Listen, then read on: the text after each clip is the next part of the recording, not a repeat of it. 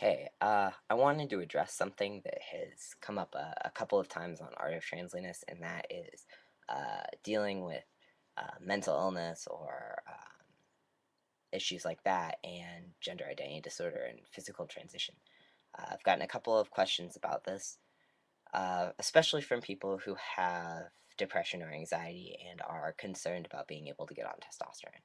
And I want to preface this by saying that if you have manic depression or schizophrenia or something like that, what I'm about to say probably won't apply to you. I'm sorry, I don't have a lot of information about those conditions, but I do have quite a bit of information about what it's like to be trans and have an anxiety disorder and depression because my personal experience. I don't want to get into it too much, but I've been diagnosed with general anxiety disorder and have taken medication for that since I was about 18. So I have been on a serotonin reuptake inhibitor, and so I am able to say with complete certainty that it is possible to be on an SSRI and take testosterone. Um, the number one thing that I want to say about this is that having depression and anxiety is fairly common, and it definitely can be related to gender identity disorder. And I do use that term because we're talking about psychological issues, and that is in the DSM, but it wouldn't be something that I would necessarily refer to in normal discussion. I'm just trying to use the language that makes sense in the context. But anyway, so feeling insecure about your body, hating your body, things like that, that can definitely lead to depression and anxiety. So it makes sense that you would have those things. You also could have been, born that way, have a chemical imbalance or whatever, and just have those feelings intensified because of your GID, or they could be completely separate. Um, the most important thing for you to do is be honest with your therapist. You're probably going to have to see a therapist for um, if you want to start taking testosterone or estrogen, I guess. This could probably apply to MDEFs too. You're probably going to want to see a therapist, especially if you have any issues that are, it isn't like a clear cut situation for you, like there are people who go through the clinics that will, um, that are, I forget what it's called, but informed consent, where you don't need a therapist, but I recommend going through a therapist if the therapist is good, because they can help you, and that's what they're there for. And the most important thing, like I said, I keep saying the most important thing, but is to be honest with your therapist, because we in the community have this idea that therapists are there as gatekeepers and they're going to try to keep us from being happy or keep us from our testosterone or estrogen or surgery or whatever. But that's not what they're there for. They're technically there to help you. And they can't help you if you don't give them all the information that they need. Just lying about your depression, anxiety, or any other issues is only going to lead down a bad road because there are special considerations sometimes that they need to know about. And if you're having emotional issues, that's what therapy is for. If you've encountered a therapist or you're going to a therapist that is not helping you or will try or is trying to block you from, you know, transitioning just because you have depression or anxiety, you should see a different therapist.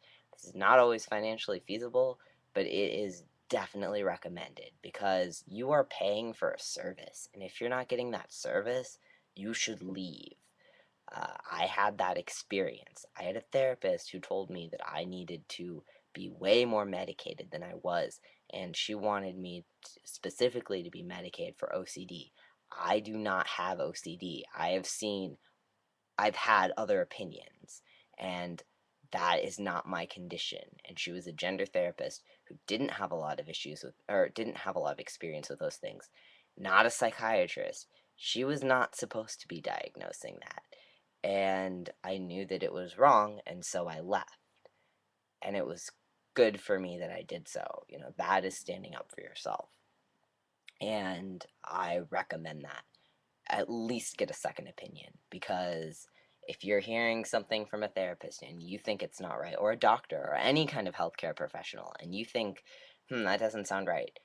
You are entitled to a second opinion.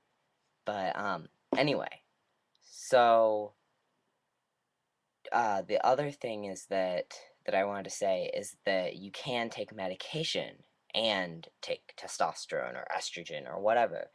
They don't interact, usually. You're going to want to talk to a doctor about this, obviously, but I'm just saying that don't think that you are disqualified from physically transitioning because you're on an SSRI or other kind of anti-anxiety, antidepressant medication. Those are pretty basic medications, and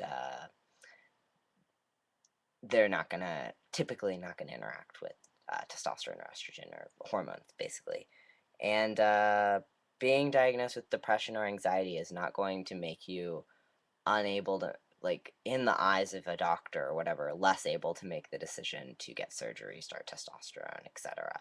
Um, no one brought up, oh, well, you have a diagnosis of depression and anxiety. We're not going to let you have hormones.